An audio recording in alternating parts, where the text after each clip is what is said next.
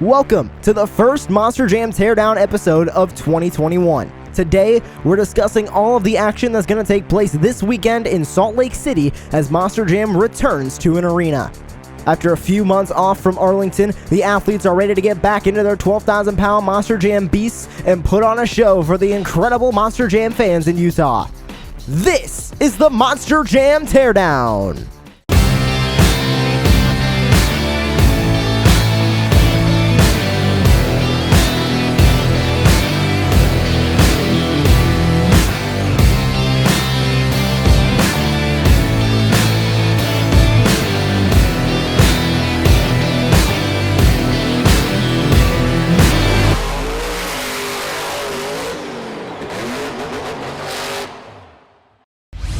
Welcome back to another episode of the Monster Jam Teardown. I'm your host, Joshua Lee, joined by two of our analysts here tonight, Joshua Taveras and Wayne Chihaki. And today, we are covering all the action that will be happening this weekend in Salt Lake City, Utah, as Monster Jam returns to an arena. But before we get to that, we need to cover a couple of news stories, and we're going to start with the Monster Jam Pit Party, making its return in Salt Lake City after a long hiatus. The last pit party was in Toledo, Ohio, last March, and now it is returning in Salt Lake City.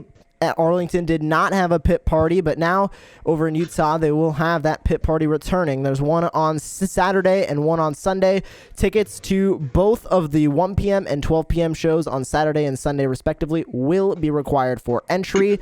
And guys, the pit party returning is such a huge milestone for Monster Jam. I mean, the first milestone was, okay, let's get an event under our belts. The second milestone was, okay, let's announce a stadium championship series. And now we have the pit party returning.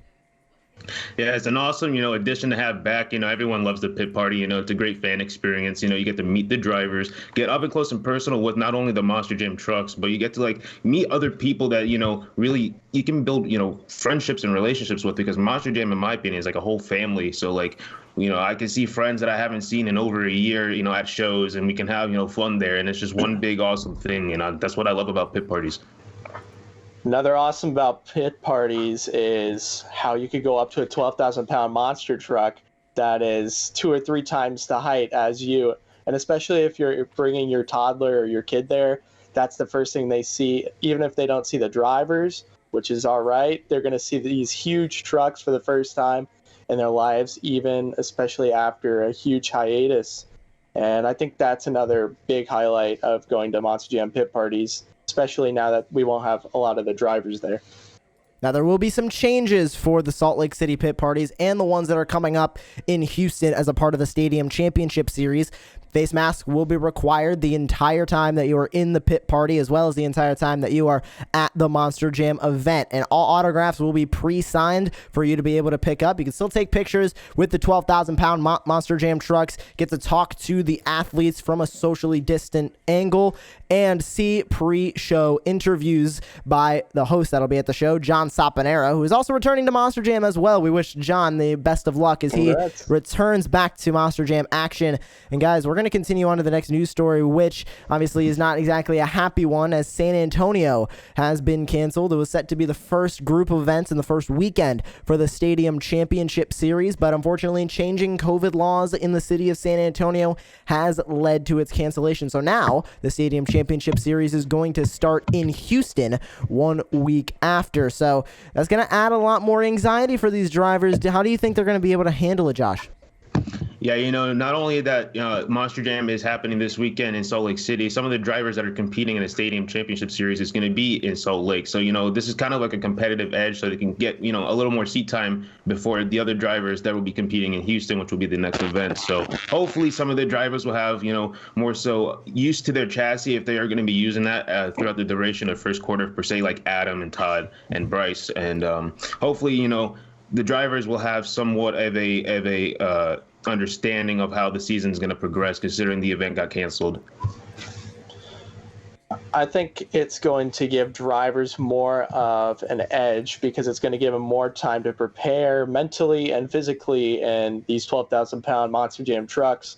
It's been a couple of months since they've been driving for a few of these drivers, but it's a stacked lineup, and like you guys have been saying, there's going to be a lot of pressure and anxiety out on the floor. But if I'm a driver coming into this week I'm going to be very nervous, but in a few weeks, I know that I have more time to prepare and to be more mentally prepared for the event.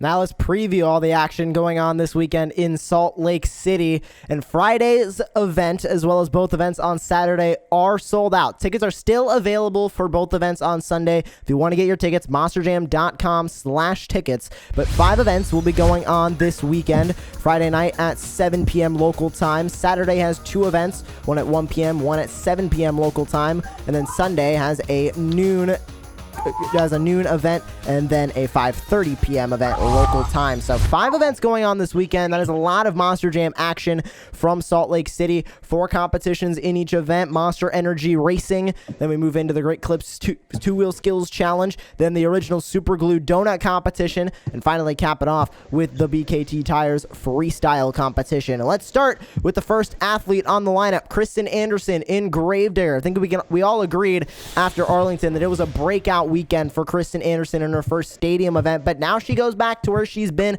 since her debut in 2017, and that is back in an arena.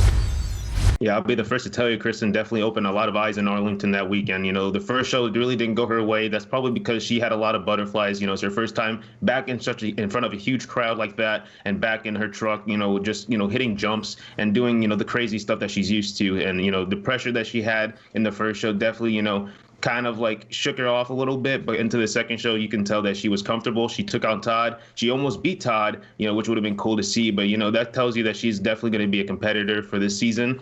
She's back in her element in arenas this weekend, and I hope she does well.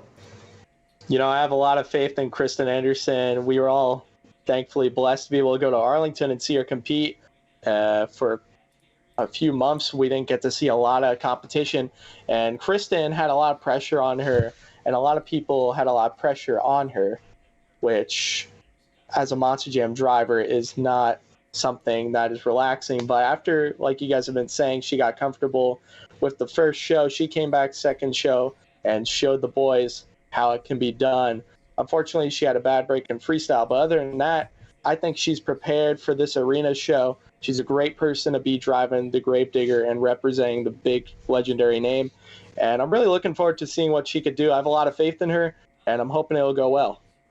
Now, there's only a couple other athletes in the lineup who have extensive arena experience, and that will be David Olfert, Aaron Basil, Travis Groth being the other 3. We'll get to them here in a little bit on the show. But Kristin Anderson has been in arenas since she debuted in Monster Jam on the Triple Threat Series in 2017. So she has a lot of experience in the arenas, and she's going up against some of the best of stadium competitions as of late. Todd Leduc, Bryce Kenny, Adam Anderson, Eric Swanson. I mean, she's going up against some great stadium guys who now have to transition into the arena. Do you almost think she has some sort of an advantage going into Salt Lake City against those veterans? Without a doubt, there's always that kind of mindset where you have to really, digress that she's not in a stadium competing with these guys and that they have to step into her, element. Kristin's dominated the arena tours the last couple of seasons. She's used to Salt Lake. She's been to Salt Lake a couple of times throughout her career. So this is definitely something she's used to, and it's the dirt that she's kind of used to. So hopefully she does really well. Todd, he's not really used to arena. So this is definitely something he's going to have to, adjust to and get used to really quickly. I think this is really going to help out Kristin Anderson. She's mostly known for these amazing performances in arenas. She's been competing in arenas for many years now, and she started off to a wonky start, and a lot of people had pressure on her because she was representing the legendary name. But now she's going to come back and have an even better performance, and I think she has a better advantage and everything coming into the show. So hopefully, I don't think she's going to have a lot of stress because she's used to her turf, an arena, and I think she's going to be getting used to it as they get out there for the first 2 shows. Moving on to the other Anderson in the Salt Lake City lineup, and that's Adam Anderson. Returns behind the wheel of Megalodon. Not back in the black and green wrecking machine yet, but he is back in the blue and white vicious shark that'll be swimming around Salt Lake City. And guys, Adam, he has been in arenas quite a bit. We saw him sort of on a small arena tour as a spinoff of ST2 back in 2019, and he had a good amount of event championships there, a lot of freestyle highlights there as well. Do you think he's going to be a force to be reckoned with in the arena, or do you think that it's going to be sort of a hurdle for Adam to get over in those first couple events as he goes from gigantic stadiums down to this small arena floor? I think the only hurdle for Adam is maybe, transitioning from Gravedigger to Megalodon and really getting used to the Megalodon persona. I think that'll probably be the hardest thing for him to get over. But honestly, Adam can tear it down wherever he is, whether it be a stadium or arena. We already know that he's an Anderson. He's going to live up to that name regardless of what truck he drives. I think Adam is still going to do very well, even though he's not used to arenas. He's been in it a few times in Gravedigger the Legend and even in Gravedigger. And I think he's going to do all right. He hasn't been in it for a while, but I don't think that's going to be a huge factor. He might not be as good as on the moonwalks and two-wheel skills as some of the other drivers, but I think he could still dominate a few of the competitions. We know all the athletes are always there to make those fans get on their feet, but none of that is as true as the Anderson family. They're all there to make those fans happy, because that's how Dennis Anderson got to where he is now, is by those Monster Jam fans. And something I wanted to touch on with Adam Anderson just before we move on to our next athlete is that he competed for years on a very specific Gravedigger chassis. It was almost unlike any other Gravedigger chassis. Longer wheelbase, almost a flatter stance, and he got so used to that, and we saw Adam Anderson really dominate in that chassis. And then he not only moves into a new chassis, being just a regular CRD chassis, not a Gravedigger chassis, but he also had to get used to a new body around him, a new identity. He wasn't Mr. Gravedigger anymore. He was Mr. Megalodon. Do you think that really hurt him in Arlington? Or do you think he's going to still be trying to shake that off in Salt Lake City? Or do you think that he's going to be right back onto the Adam Anderson that we know and pulling off those saves that we know he's known for, getting those high momentum freestyles, getting those 10s at judgeszone.com, and taking home his first overall event championship in Megalodon? Yeah, there definitely could have been gremlins in Arlington for Adam. Per se, as a driver, you have to, really fit that identity, and you really don't want to disappoint regardless, of what truck you drive. So for Adam, I'm pretty sure it was definitely getting used to the new identity and the comfort of driving the Megalodon. So, hopefully he does have some good luck, and hopefully he, progresses with this truck, and I want to see him really excel with it. I think Adam was taking it easy on the old Shark in Arlington. I don't think he wanted to tear it up too much, even though he wrecked on day number 2 and day number 1 as well in the skills challenge, I believe. But Adam, I don't think he let this new identity affect him. If anything, I'd be happy going to Megalodon, because then you get to go swimming around the track and getting the fans hyped.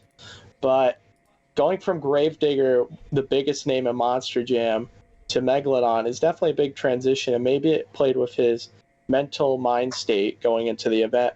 But I think coming into Salt Lake, he has a different mindset, and he's prepared for this arena show. I don't know how good he's going to do, but I think he's going to try his best, come in with a good mindset, and give it his all. Moving into a different truck in Monster Jam is a lot like moving to a different team in basketball, football, or any other team sport. You got to reacclaim. You got to re-know yourself to really excel at that team. And we'll see if Adam Anderson can do that. And we'll see if any of our analysts pick him for the overall event championship. We'll have to wait and find out towards the end of the show. But we move on to Todd Leduc in Monster Energy. He has been in Monster Energy since 2017, and Todd Leduc has been on a roll lately. He was another one of those athletes that walked out of Arlington with no hardware, and we were very shocked, because Todd Leduc is, if not one of the most competitive Monster Jam athletes on the track. I mean, Todd is there to win. He's there to make sure those fans walk home happy, but at the end of the day, if Todd isn't winning, Todd isn't happy. And I think he still has that chip on his shoulder from Arlington that he's like, hey, I didn't get an overall, didn't get an event championship at all. I want to go into Salt Lake City, and I want to really rock the house. Do you think we're going to see Todd do that? Because he's another one of those stadium drivers going from a large floor down to a smaller one.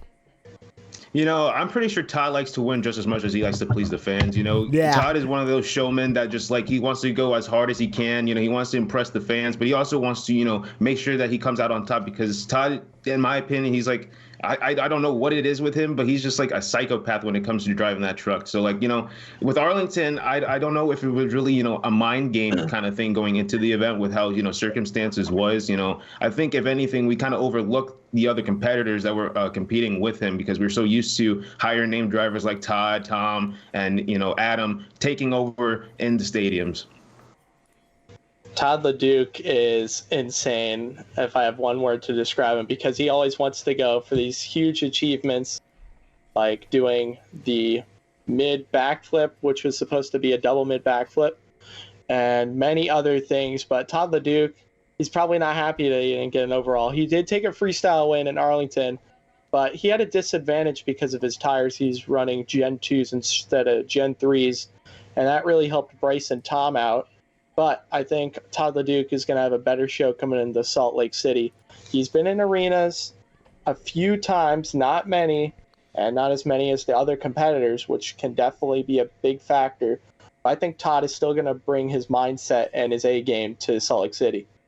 I'm glad you brought up that freestyle win in Arlington, because that's where I kind of wanted to pivot to next with Todd Leduc. He's known for that big air. He's known for that high momentum freestyle in a stadium. He has to now take that, condense it down into an arena. Salt Lake City, albeit, is one of the larger arena floors that they could go to on the Monster Jam schedule, but it still is an arena. It's not of that stadium size that Todd Leduc is so used to. How do you think that's going to affect his freestyle strategy? Because not only is the floor smaller, he's going from 2 minutes down to 75 seconds. Yeah, it's definitely going to be a challenge for Todd, but he's in a lineup with a bunch of other people that have competed in arenas, so it's not hard for him to ask for tips or different suggestions of what to do in an arena floor, to help boost his freestyle runs or boost any kind of way to help him get an edge on the competition. But all jokes aside, I'm pretty sure all the drivers want to keep all the tips to themselves because they want to have that competitive edge over Todd, because Todd is such a well-known athlete. So I think it's definitely going to affect Todd Leduc that he's moving to an arena. Like I said, he's only had very few shows in an arena, if that. And going from stadiums where he's able to send it and have this huge air and crazy saves and stuff, you go to an arena, you have to be more controlled, although Monster Trucks and Monster Jam is unscripted, unforgettable, and uncontrollable and stuff like that. Todd Leduc's got to control it a little bit because I know he likes to send it and go huge. And I think one thing he's definitely going to have to improve on is having more momentum in his runs, especially if he wants to have a good freestyle in Salt Lake, because you're going to see people like Kristin Anderson and all of these other drivers going out there and going hard. But I think Todd Leduc has great potential to be able to do it, and he can up his game whenever he wants to. We move on to Bryce Kenny in the Great Clips Mohawk Warrior. He's one of those athletes that also competed in arenas back in 2016 as well as in 2017 when he upgraded up to the Triple Threat Series. But then he was on a stadium tour 2018, 19, 20. He was in Arlington, and now he's back in the arena. And he's another one of those drivers that was on that small arena tour as it went through with ST2 back in 2019 with Adam. And he really excelled there as well. And he did some arenas in 2018 too, but he had some success there, but never really walked away with those high-profile overall event championships. And he hasn't been to Salt Lake City at all in his career. Now he's going there for the first time. How's that going to affect him? Because he's going from a stadium to an arena. He hasn't been in an arena in over a year.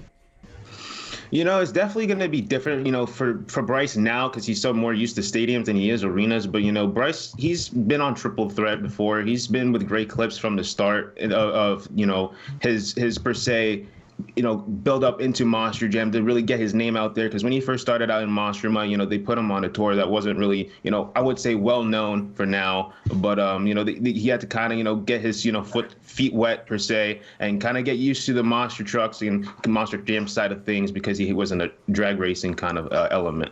One thing I want to cover before we move on to our next athlete with Bryce Kenny is that he walked away with a Great Clips Skills Challenge win and a Monster Energy Racing win back in Arlington on day 2. And we kind of were, and he also made it to the racing finals on day 1. How could I forget when he lost to Tom Mentz and Max D Fire, and they had a rematch the next day. Bryce Kenny ended up grabbing that. But I want to talk about really quickly how he got that fastest speed in a Monster Jam truck world record. Then went into Arlington, had a lot of success in that high-speed stadium racing competition. Now he is condensing down into an arena, which is a completely different racing style. He's going from St. Louis to Chicago style in a much smaller, packed arena. How's that going to affect him in racing? Do you think he can still grab that Monster Energy Racing win? Because it's a lot more turning in an arena than it really is straight line speed. Yeah, I believe in Bryce. He's definitely someone that can really adjust to the style of course they're going to be racing. Bryce has always been fast on any style of racing that he's been on. He's always been competitive, even against Adam Anderson, and the times that he wasn't really well known to fans, I would say. Right around the time he was trying to build up his name as well as the Great Clips name. And I looked up as well that Bryce has competed in Salt Lake City before, and so he's kind of used to this floor as well. So hopefully he'll have some good luck this weekend in that style of racing. I think Bryce has a really good chance at doing good at this event. When he competed in arenas last year, the Stadium Tour always went to one arena. I forgot which one it was. If you guys know by any chance. I'm not sure. I'm not sure either, but it was Stadium Tour Green, I believe. Anyhow, Bryce and Adam and all of them would compete in this one arena. And Bryce would bring his crazy saves and momentum to arenas. I don't know how he did it, but he had this incredible moment where he nosedived, he bent the forelink, but he gassed out of it and had this insane save. And I think we could see something nuts like that. So, like, Josh knows what I'm talking about. I believe that was in Hamilton, Canada. That was cool. That was definitely cool for sure. Yeah, Bryce definitely can pull some stuff for sure. He can. I think that's part of his driving and how he wheels the truck. He's different than any other driver. He's had so many insane saves in the past years. And I think if Bryce comes to this event with the mindset of just go out there and let the truck do its thing and just drive as good as you can, he'll pull out another crazy save and have possibly a freestyle win or come out with anything else. You never know. The mindset I would say before we continue is probably like drive with your heart and not your head. Yeah. Yeah. That's what a lot of Monster Jam athletes say right before they get on. You're your own worst enemy, and we've seen too often that Monster Jam athletes get in their head and they end up beating themselves instead of the competition, which is what they need to beat. Moving on to David Olfert in a throwback truck coming back. Jurassic Attack returns to Monster Jam competition, and it is in a sweet new paint job. I know a lot of people when they saw the renders were like, "Is that gonna work?" I'm not sure how I feel about that. But then now it's on the floor, and we're all like, okay, that is a beautiful looking Monster Jam truck, and we cannot wait to see it come back on. Before we talk about the athlete behind the wheel, David Olfert, let's talk about the truck real quick, guys. What do you guys think of the new Jurassic Attack making its debut in Salt Lake? It's a sweet new, scheme. It's an old name per se in the monster truck industry. A lot of people really, resonate with the name. So it's definitely, cool to see the truck back for sure with this new identity and driver, David Olfert. And I don't think that body's going to look pretty by the end of this weekend because we know how David drives for sure. Jurassic Attack. This beauty right here. This thing's a beast. I love it. We've been waiting for the new Dino truck, and it finally is here. But Dave, I have full confidence in him. He is going to do amazing. I remember seeing him last year compete in an arena show, and he had this crazy sidewall save to end off the show. My man is known for insane wow moments, and he gave one right there. So I have full confidence that he's going to have a great show. He's used to these small arenas, and another thing about him I love is his throttle rhythm. It is awesome. When you see him at these independent shows on and off the throttle, it reminds me a little bit of an Anderson throttle, but I think he's going to do awesome. I'm looking forward to it, and I'm rooting for him. Now, a lot of people know David Olfert as the old crew chief for Brianna Mahan and a few other athletes before he went over to 2 Extreme Racing, started driving for them in their trucks, then eventually moved on to the team he's at now in the new Jurassic Attack. And David, like you said, he's been in arenas. He knows how to work an arena. He has an arena overall event championship. I believe he might have multiple even at that. So we know David can really work that truck. He can wheel it around an arena. Do you guys think he's going to have success this weekend in Salt Lake City? Oh, without a doubt. He's one of the more state-of-the-art chassis in the industry. And, he's got Team Throttle Monster backing him, a great team in their own. So David's got full confidence coming into this weekend. If he could just drive that truck to his full potential, who are we to say he can't win an overall 2 or 3? I think Dave has a really good chance at taking an overall, like Tavares said. Even though he hasn't been in arenas a crazy amount, he's competed a few times, and I think he definitely has the potential. I love the truck. He's a great driver. I've seen him drive in Kamikaze and the other trucks he's driven in, and he's a real talent to be reckoned with. Now moving on to Eric Swanson in Obsessed. He returns to Monster Jam competition. He was on Stadium Championship Series Yellow this season, and he's another one of those drivers going stadium to arena. And this is his first event of 2021, I believe. His first, not just Monster Jam event, but Monster Truck event in a long time for that team. So they got to really reacclaim themselves on the track, regardless if it's a stadium or an arena. Josh, starting with you, do you think Eric Swanson can really quickly adjust to being back in the truck? Because we know drivers sitting out usually ends up there's a little bit of rust to knock off, and that could be especially true for Eric Swanson as he has to knock off the rust in a floor size that he's not exactly that used to.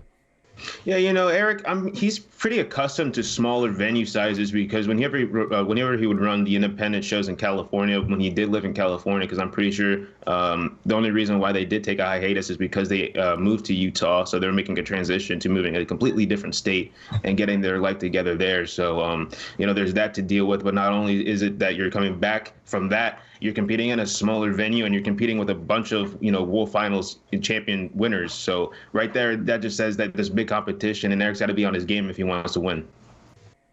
I think Eric is going to do just fine. He's used to these smaller floor spaces, like you said, Tavares. He's been to smaller independent shows, and also he's competed in Monster Jam plenty of times, especially sometimes in arena shows when need be. But I think Eric has a pretty good chance. He could possibly take home a skills win. He's really good at doing nose wheelies. If he can ride it out for many seconds and combo it up, he's a good chance of taking a win there. And the other competitions, I don't know so much. I haven't analyzed him like crazy. But I know Eric's a cool guy. He has a good team behind him. And I think he's going to have a solid chance at getting a win or getting a top 5. And Eric Swanson has really showed himself. I mean, he already showed himself early on in the freestyle competition.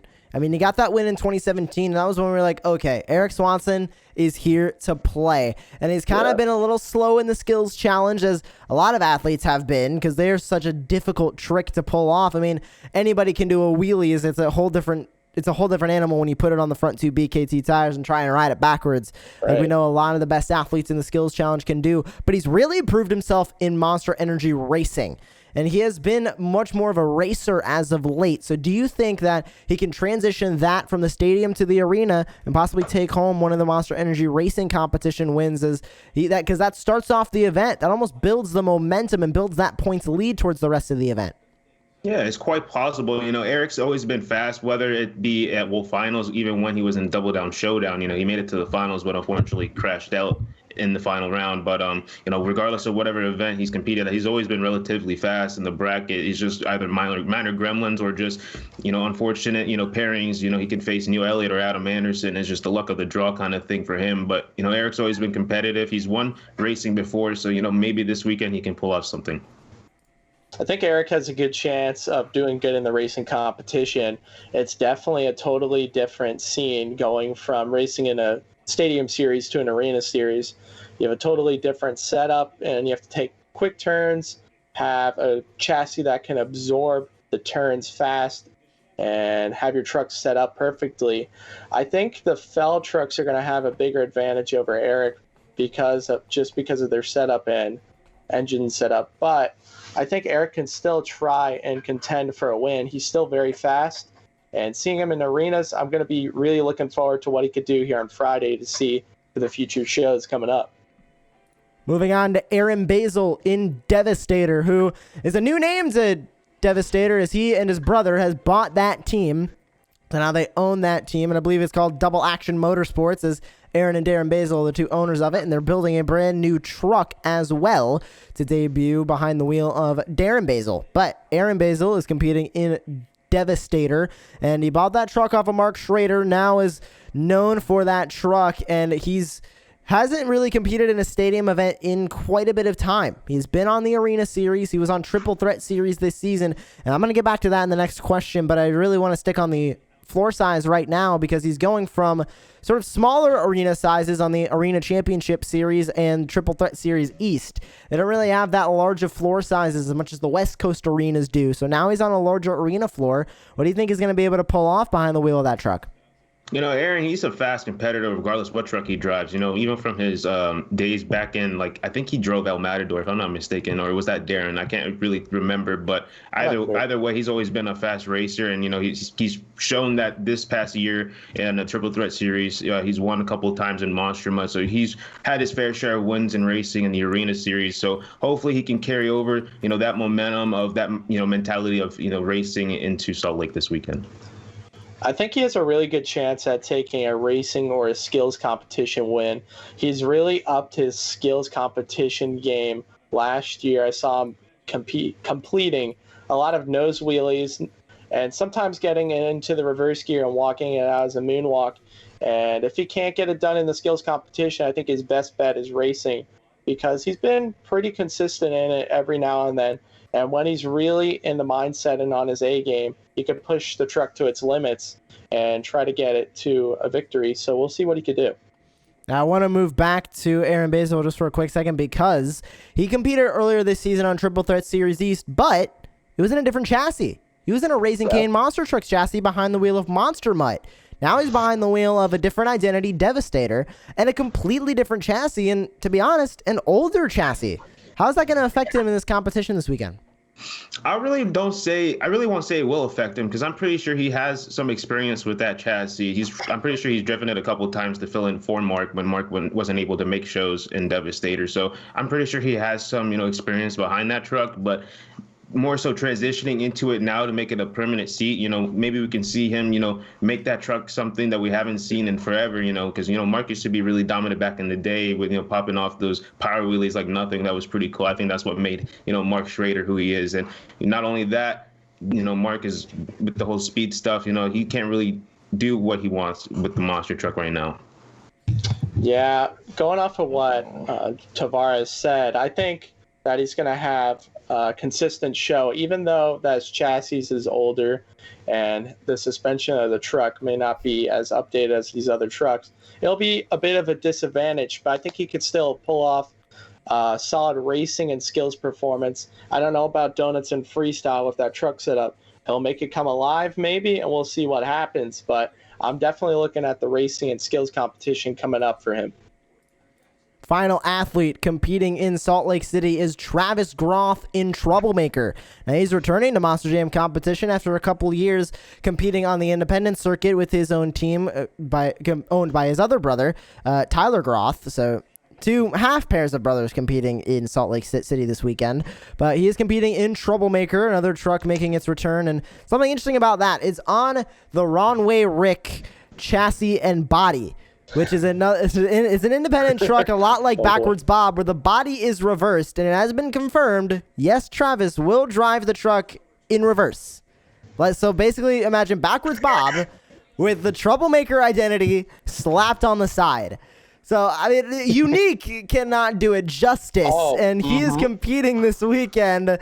First of all, I want to get to how different is that going to feel for Travis Groth? Because it was one thing back when Mike Wine debuted Backwards Bob. I mean, he had to basically relearn how to drive a Monster Jam truck. Travis Groth is going to have to do that with maybe one pass in practice if he's lucky. There's that, and not only he has to get used to the body, but he also has to get used to the chassis because he's not used to that style of chassis that he's running this weekend. So hopefully he can have some luck with that because he's got to transition very quickly. I'm pretty sure they had limited time to make adjustments to where he's comfortable enough to go out there and do what he's used to. My eyeballs popped out of my head when you said that, Josh, because I had no idea that he's going to be running the body like that. That's going to be very interesting. But I think it's going to affect his driving abilities because that's going to be messing with your mind. Am I in reverse or first? And we're going to have to see what happens there. That's going to be an interesting one. And now I'm looking more forward to Salt Lake City. That's going to be a cool thing to watch. We'll see what happens with him. I wish him the best of luck, but I think it's going to be a big learning process. And Travis Groth competed back on the Triple Threat Series in 2016, same thing 2017 and 18 as well. So he knows how to get around an arena, but it's been a while since he's been in one of these high-profile Monster Jam arenas. How is that going to affect him going to the event? We already know that he has a lot on his plate with a new body, new chassis. Now he has to reacclaim himself to that hybrid pod and all the stuff that comes with a Monster Jam arena event. It's definitely going to take a lot to soak in at once for him. I'm pretty sure it's going to take a little bit, if not one or two events for him to really settle into himself there. But, he has that driver mentality, so maybe it could take even shorter of an amount of time. Once those instincts kick in, you just want to get going and have some fun. I'm rooting for him, and I agree with you too, Josh. It's going to take more than one show to get used to this truck, and especially the body style on the truck. But I'm really looking forward to seeing what he can do. Travis has had some really good moments in the past, and I've also seen him walk off some good nose wheelies. So I also see him doing a solid job in the skills competition. But with all these other trucks, you're really going to have to up your game. I don't know if he can top what people like Kristin Anderson and them can do with their equipment, going from moonwalks to wheelies and comboing up. But we'll see what he could do. I'm really looking forward to it, and I'm wishing him a good luck. It's going to be a fun time. Well, it's time to put our money where our mouth is and pick our choices for the overall event championship. We're going to do we're going to do each day. So we're going to start with Friday. Who do we think is going to win the overall event championship on Friday?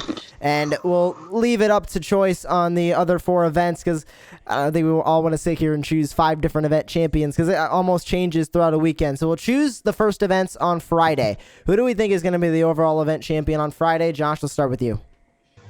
Honestly, my sleeper pick is probably I'm gonna go with David Ofer. I'm not even, because to be honest with you, David, like, throughout the summer shows of 2020, he's been on a rail wherever he goes. He's always fast and he's always competitive. This dude right here, he's the real deal. And I'm honestly, like, I hope for the best for him. You know, this is the time for him to really shine and show what he can really do behind the wheel right now. He has all eyes on him. This is like the only 5 shows Monster Jam's having for another like 3.5 weeks. So right now is the time for him to really show what he can do. You know, Josh, I think I'm going to go with what Tavares said. I'm also going to go with Dave. I've seen him in all of these independent shows that he's been doing. First of all, it gives him more of an advantage compared to these other competitors that are only going to have a few practice runs and racing and skills and stuff like that. And we saw him compete in arenas last year. He did amazing. So it's the first day. And my pick is going to be Dave and Jurassic Attack. We'll see what he could do. Well, I'm going to be the outball out here, and I'm going to say Bryce Kenny in the Great Clips Mohawk Warrior. He's strong in arena racing. He's strong in 2-wheel skills. He's strong in donuts, and he's strong in arena freestyle. So I think Bryce Kenny has the ultimate card in his hand, and if he can play it right, I think he's going to be walking away a multi-time overall event champion this weekend. But guys, final thoughts. Monster Jam returns after a good bit of a hiatus after Arlington, and this is just more of the crawling that we know that Feld Entertainment is doing to get Monster Jam back up on its feet and back going. This is the crawl. The walk is going to be the Stadium Championship Series, and we've heard Kenneth Feld say it. Once they can run, they are going to sprint. And this is the first signs of Monster Jam coming back in 2021. Guys, what are your final thoughts before we head into Salt Lake City? All I can say is that these athletes are prepared. They're ready to burn it down. You know, they've been waiting months and months for this moment. You know, first quarter is finally here per se, and I'm pretty sure as a fan perspective and as for the drivers, we are all ready for Monster Jam this year. Josh, I got to tell you, many fans did not think that Feld Entertainment would be able to put up shows this early in 2021 after everything that's been happening. And we're blessed to see all these shows with 8 amazing competitors. I'm looking forward to it. All the fans are. The drivers are pumped. The fans are pumped. I'm looking forward to this show, and I'm looking forward to an amazing season of the continuous Monster Jam. Well, thank you all for tuning in to this next episode of the Monster Jam Teardown. Tune in next week when we cover all the action that happened this weekend in Salt Lake City. For Joshua Tavares, Wayne Chiaki, I am Joshua Lee. Thank you for tuning in, and remember, this is Monster Jam!